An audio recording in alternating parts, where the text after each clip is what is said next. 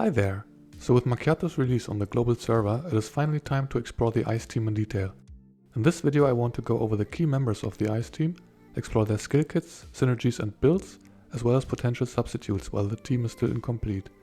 As we go along, I will also address the impact of some of the most critical upgrades for the premium units of the ICE element, and discuss the importance of future units, so that hopefully by the end of this guide you'll be able to make an informed decision about the investment you want to make in building the ICE team. Although I covered Makiatto's skill kit and mechanics in detail in a previous video, I will briefly address them again here for the sake of completeness. With that out of the way, let's get to it. Unlike the current Fire team, which is more narrowly suited for single target fights, the ICE team is arguably more versatile, because it has both a great single target damage dealer with Makiatto and also a strong AoE damage dealer with Lotta. With respect to supporting units, Suomi is a great generic sustainer, who sees play in almost every team. With sufficient investment, she can also be somewhat of an offensive support, more specific to the ICE team, while we bide our time until the release of the dedicated ICE amplifier. But more on that later. First off, we need to familiarize ourselves with the buffs and debuffs of the ICE element. Similarly to the Fire team, where Overburn serves as the cornerstone of its synergy, the ICE team mainly centers around the application of the quote-unquote frozen debuff. Somewhat confusingly, in this game frozen refers to a slow, that is a reduction of the number of tiles an affected unit can move. In contrast, the status you may have associated with frozen is referred to as quote-unquote frigid, which roots an affected unit in place, unable to move. Importantly though, such a rooted unit can still attack, unlike most other games where a frozen state usually implies a type of stun. Next, there's Avalanche, a debuff that's currently exclusive to Suomi. Once a unit is affected by Avalanche, every time they receive another Ice-type debuff, Avalanche increases by a stack. This continues until it reaches 5 stacks, at which point the target takes 8 stability damage. In that sense, you can think of it as somewhat related to the burn debuff Flammable, which does extra stability damage every time burn damage is applied to the enemy. Only that Avalanche takes more time to ramp up until it unloads itself in a bigger burst of stability damage. Then there is Cold Snap, a dot which is very similar to Overburn, except that its damage occurs before a unit makes a movement rather than happening at the end of a unit's turn.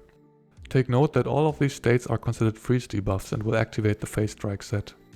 Finally, an honorable mention goes to the two currently available defensive ice buffs, Frost Barrier, which gives the carrier a shield and also applies Frigid to the opponent that destroyed said shield, and Wintry Bastion, a 30% damage reduction which consumes one of its stacks for each instance of damage received. Notably, there is currently no offensive ice type buff. Moving on, Suomi is likely the unit everyone is most familiar with, as she was our first limited unit, and extremely hyped at that, to the point that she made everyone forget that Ulrid exists. Her popularity is not unfounded though, as her kit is incredibly loaded and extremely universal, which cements her place in multiple teams irrespective of the element. Her first skill is a single target attack which deals freeze damage and probably the least interesting part of her kit, although it can contribute a decent amount of stability damage. Take note of the part which states that the stability damage is higher the more team members there are in her proximity. From this lonesome position she would deal the skill's base stability damage of 4 to the boss, because her team members are all more than 6 tiles away from her. However, when she is within their range she gets 1 additional point of damage per ally, a useful bonus especially in fights with teams larger than 4. Of course it should go without saying that because this is a single target attack, it can also trigger the support actions of all the usual suspects. Albeit a somewhat minor detail to the skill, take note of the additional typeless damage at the end, which is scaling with her defense and cannot crit. Continuing with the essence of her kit, her shields. Her second skill casts a single target frost barrier on an ally, restores 2 stability index, and gives a stack of a defense buff for each enemy within a 5 tile range, up to 4 stacks. Here with only the boss in range, the ally receives 1 stack, increasing her defense roughly to 500. In a more precarious position, such as this one, she gains 3 stacks, pushing her defense over 800. Note that the buff is scaling with Suomi's defense, so for the defense bonus it does not matter if the target is a squishy unit with a low base value. Keep in mind that she cannot cast this skill on herself, therefore it's better to avoid having her soak too much damage for the team. Next, her ultimate has multiple parts to it, and when you've previously used her outside of the freeze team, you probably ignored a good chunk of it. So first let's talk about the part that makes her so universally useful. She gives all allies on the field Frost Barrier, restores stability index, cleanses a debuff, and gives a stack of Wintry Bastion. If you have her V1, her ultimate will also heal all allies by 30% of her max HP. Do note though that the shield scales with her attack stat. As for the part that you may have previously cared much less about, her ultimate also applies in a 6-tile area around its impact 2 stacks of avalanche to opponents, and it also generates frost tiles in a smaller area around its impact. Here you see how all nearby enemies are affected by avalanche, and some tiles are converted into frost tiles, which implant ice weakness to enemies standing on them. If an enemy ends its turn on a frost tile, it will also be affected by a frozen debuff.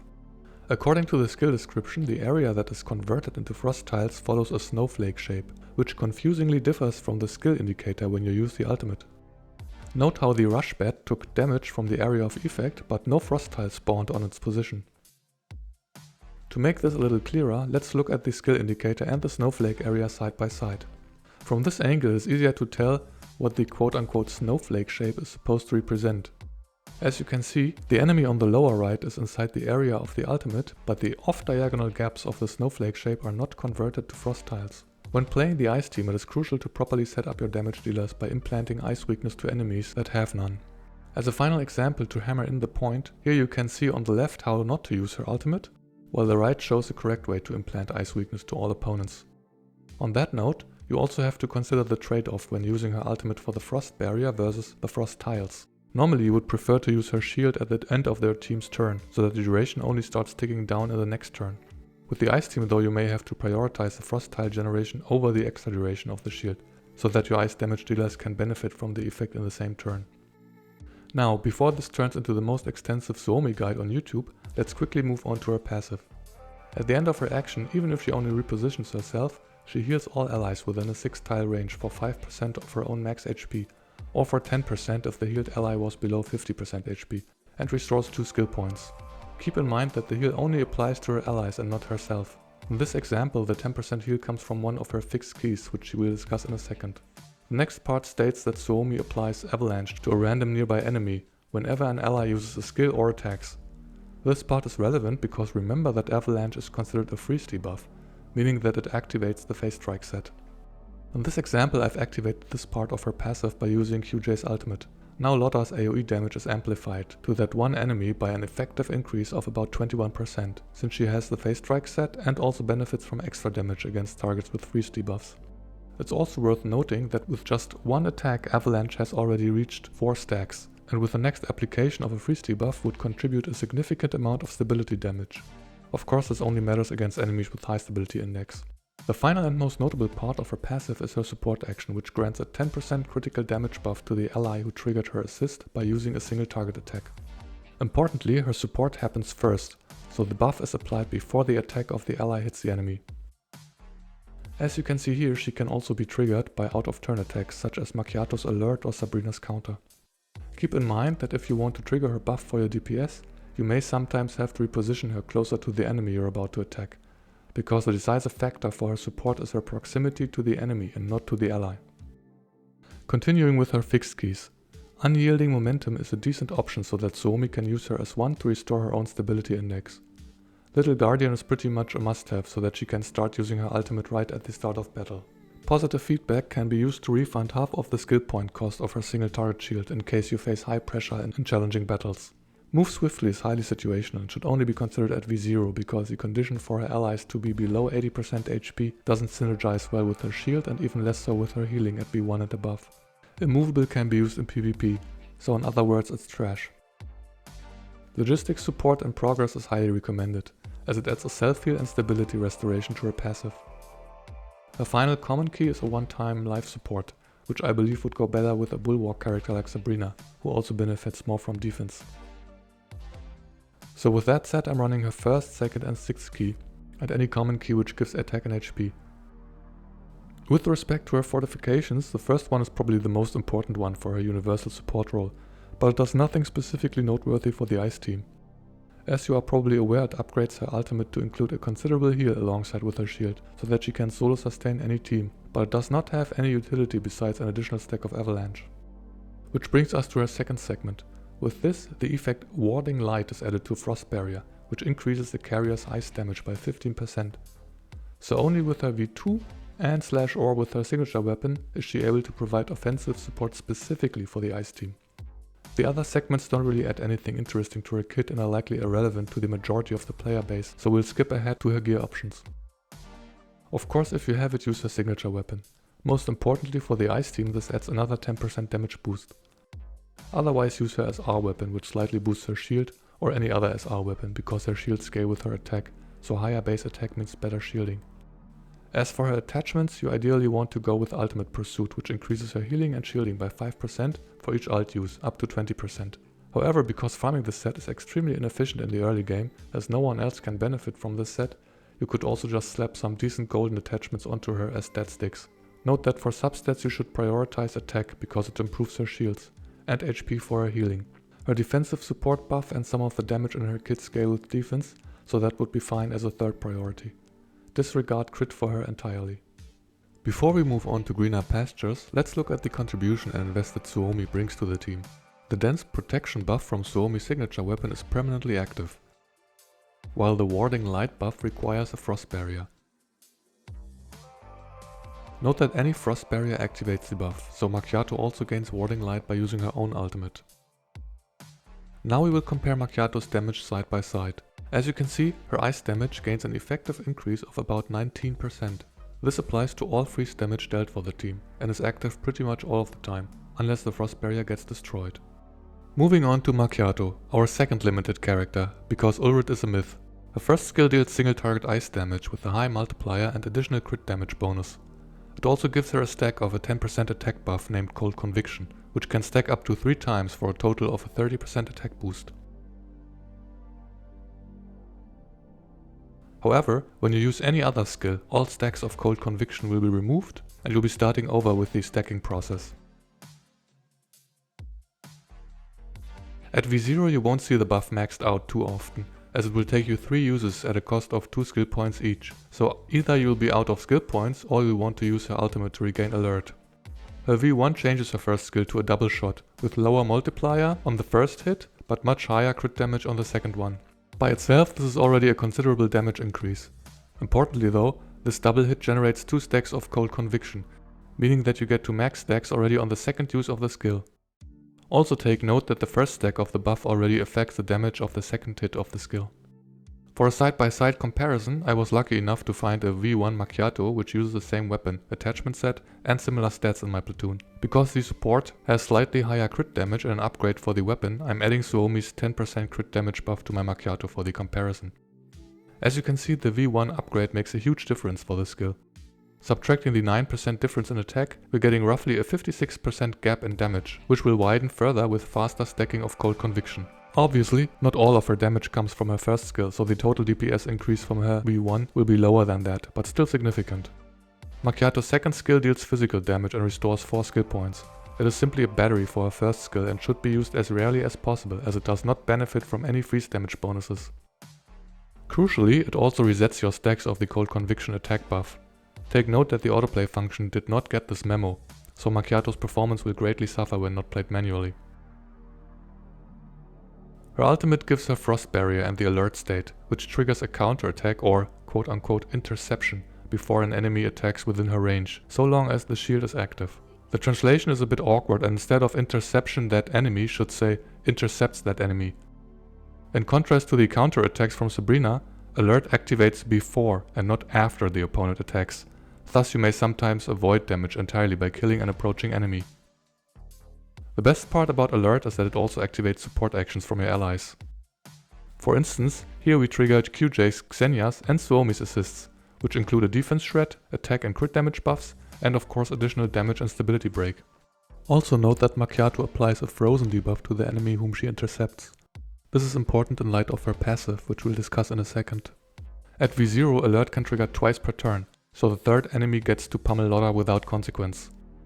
At V2, Makiatto gains an additional Alert trigger per turn, which is helpful in fights where you can consistently make use of all instances of Alert. Keep in mind that her ultimate has a 3-turn cooldown, while Alert lasts only for 2 turns, so there will always be a downtime of 1 turn, meaning that the DPS increase is smaller as compared to her V1. As a footnote, with her V6, Alert can trigger up to 4 times per turn, and also adds a damage increase buff for each hit, up to a juicy 30% damage increase. I want to take this moment to thank all whales on behalf of the community for supporting this game. Next, her passive increases her critical rate by 40% but lowers her crit damage by 10%. Because of this you can easily push her crit rate to 100%, which is especially relevant if you have her V1, as her first skill only grants the 80% crit damage boost to its second hit when she crits the first instance of damage. Keep in mind though that the passive crit rate bonus is only applied during battle, so when you choose her attachments you should try not to exceed 60% crit rate. The other major part of her passive is a 20% damage increase to targets with the Frozen debuff, or a 30% increase if they are affected with Frigid.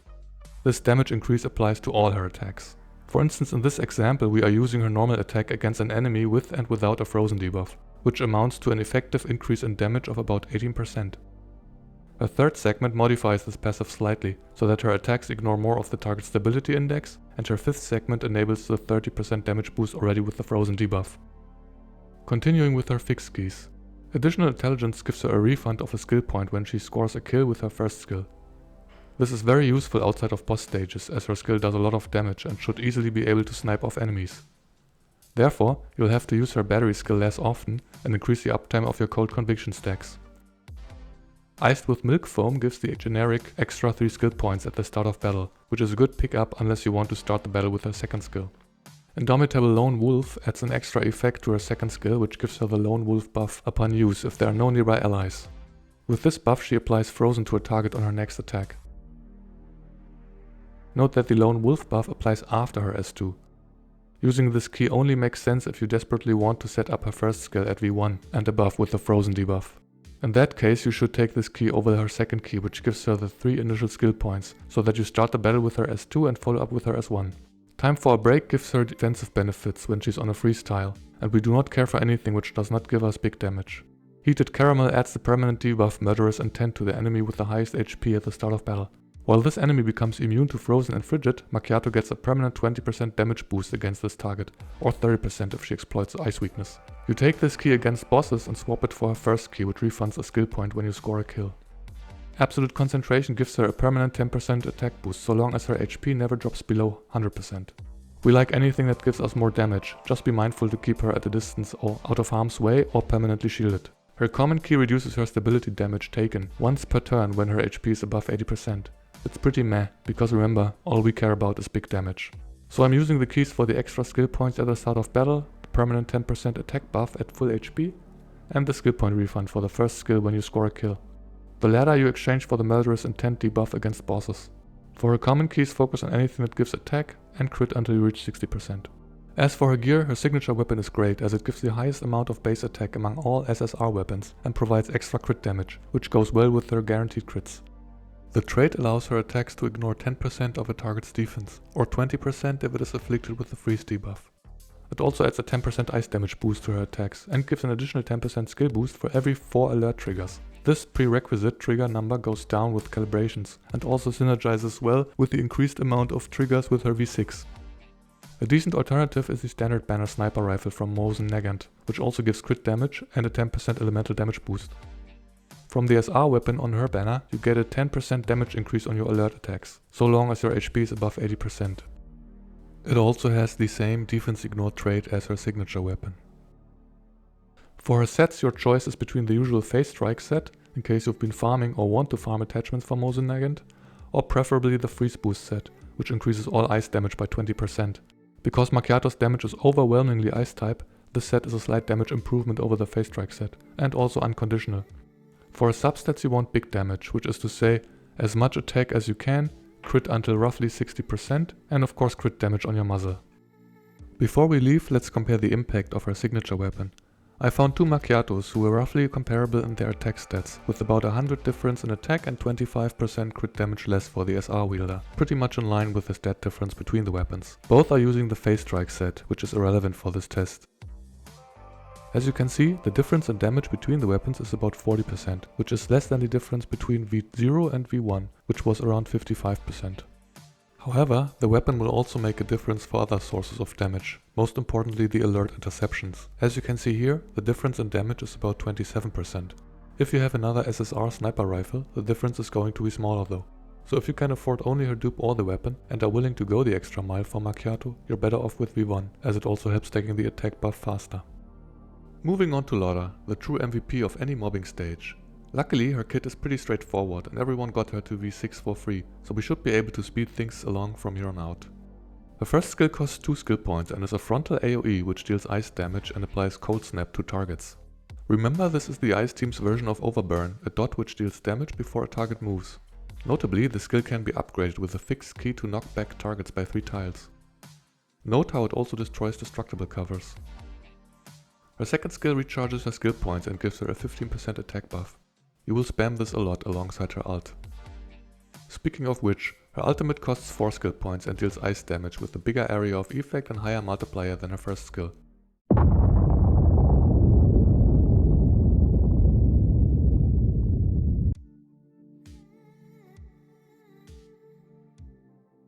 It also applies Cold Snap against targets with ice weakness. Crucially, if you hit at least 2 targets, you get to attack or move again within the same turn. Take note how both of her damaging attacks apply Cold Snap to targets. She has this in her kit in order to trigger her own follow-up attacks, just as Sharkry can trigger her own follow-ups when she applies Overburn.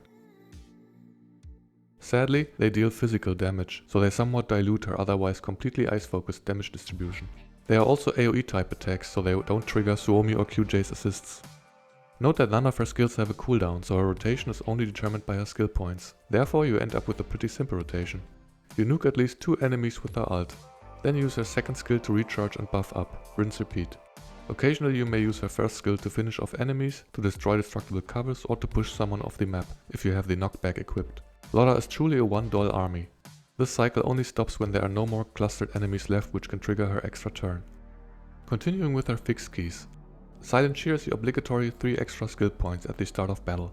Confidence Booster gives her 10% more damage against targets with freeze debuffs. That's a big yes.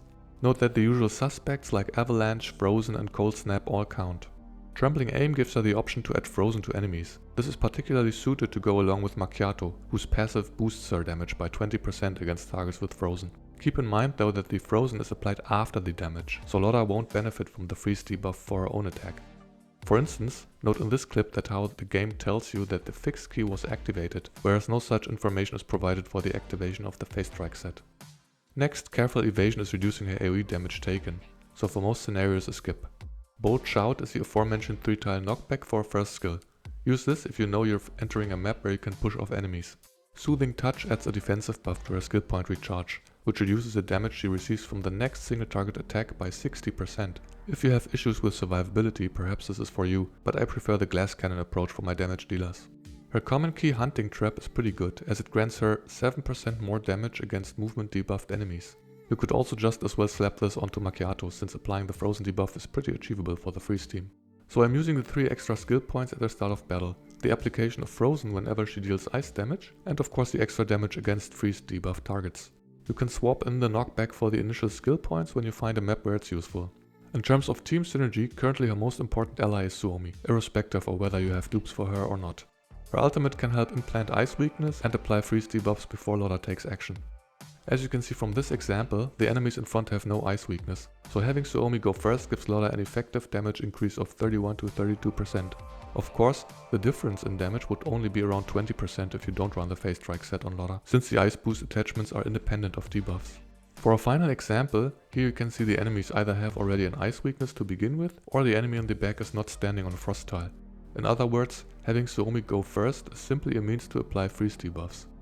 From these numbers we can see an approximate increase in damage of about 21%, since Lotta runs the Phase Strike set and the fixed key which increases her damage against targets with such debuffs. This should illustrate that if you run the ice boost set and face enemies with innate ice weakness, your dependence on Suomi becomes much less. Moving on to her gear. The M1 Super 90 is a great F2P option, which was obtainable during her event. Its effect at max calibration gives you a 20% permanent damage boost as soon as you've used 2 skill points. Since both of her damage skills cost at least that much, you immediately get to activate this buff. Take note that this buff activates before the first instance of damage is dealt. If you did get the Heartseeker by an act of Divine Malice, you can also use this. It has about 50 more base attack than the SR weapon and adds a bit fixed damage to your skills. Since movement debuffs are no issue for the Ice team and Lotta herself can apply Frozen with her fixed key, she also likely often gets to benefit from the extra 10% damage. As for her attachments, as per usual you either run the Phase Strike or Ice Boost set. Since you probably have some Phase Strike lying around after farming the stage for your Assault Rifle users, it's more efficient for now to stick with Phase Strike. Since most of her damage is elemental, you'll probably see a minor damage increase with the Ice Boost set though, so consider switching it up when you transition into the late game.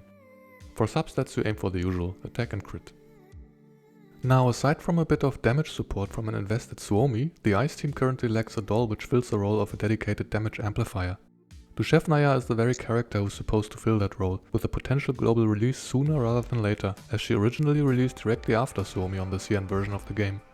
Dushevnaya's passive pretty much covers what Suomi contributes at V2R1 to the team, a 10% ice damage boost and another 10% general damage boost, just for being on the field.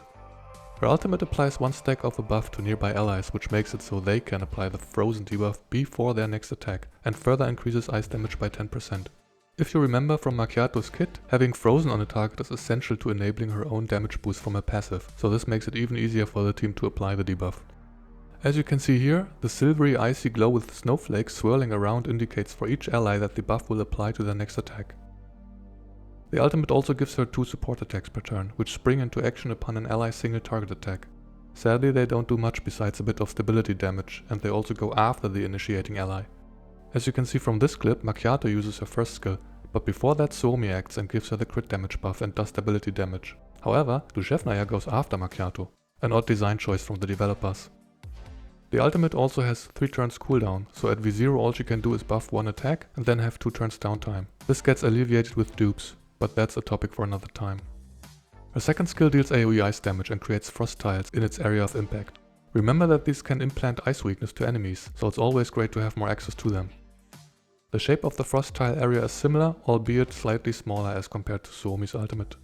Note that because she has the buff from her ultimate, which applies frozen before damage, all hit enemies were affected by the debuff upon the first use of the skill. I'm saying first use because when she has full skill points, she can use the skill immediately again with enhanced damage and frozen application. Using the skill twice fully depletes her skill points, but she regenerates them quickly through her ultimate and her passive. When you have the corresponding fixed key equipped, she also applies a 30% defense shred to the targets upon stability break.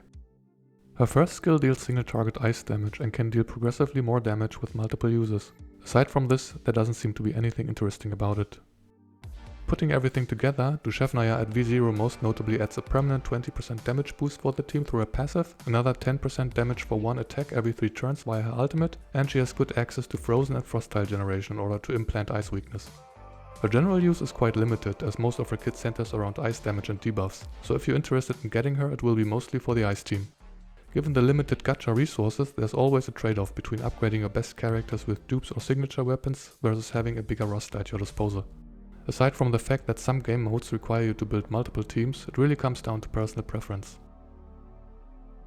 With that, we're finally done with the review of the characters of the ice element. To this day, there has been no other ice character released on the CN version of the game, so as soon as Dushevnaya joins the squad, you're looking, at least for a long time, at the complete ice team roster. Now this guide got already way longer than it had any right to be, so I'll quickly cover a few gameplay clips before letting you go. For current team building purposes, we're going to bring back 2 old acquaintances, Jeongju and Xenia, who are great single target focused supports. Of course this won't help you much when you're trying to build 2 teams and these 2 are occupied with the fire team. However, given the currently available characters, there aren't too many noteworthy synergies left to pick from. If in doubt, just slap your strongest characters in there to be done with it. With that said, here's some gameplay I've recorded in the newly opened guild battle. As it turns out, the game mode isn't too difficult, but I hope the general game flow will be clear. First we'll set up Makiatto's ultimate to gain alert, and QJ's ultimate to boost her support attacks. We'll use Xenia's second skill to buff Lotta with Blazing Assault, since Lotta doesn't have an efficient way to activate Xenia's assists for the buff. We're also bringing Xenia closer to the action because we don't want her to be out of range for her assists. Now it's time to set up Lotta by using Suomi's ultimate. Remember that her frost tiles follow a snowflake shaped area, so even though the enemy in the back will receive damage and the avalanche debuff from this AoE, we would miss both the enemy in the front and in the back with respect to the frost tiles and thus the ice weakness. Therefore we choose the placement in front and ignore the enemy in the back. Then it's Lotta's time to shine. After we take out our targets, we buff up and recharge her skill points. Remember that you must at least hit 2 targets for the extra turn. Now that the first enemy makes its move, Makiatto's alert activates all these support actions from our squad. QJ's Death Shred goes first. Then Xenia and Suomi buff Makiatto in the back, and finally she terminates the pushmark. At turn 2 we have Blazing Assault and crit damage up on Makiatto, as well as Blazing Assault on Lotta. Therefore, we'll get QJ buffed up by making a single target attack on a nearby target. Here, we're using Makiatto's first skill to finish off this enemy. While a normal attack would suffice, we prefer to use the skill in order to start stacking her own attack buff called Conviction.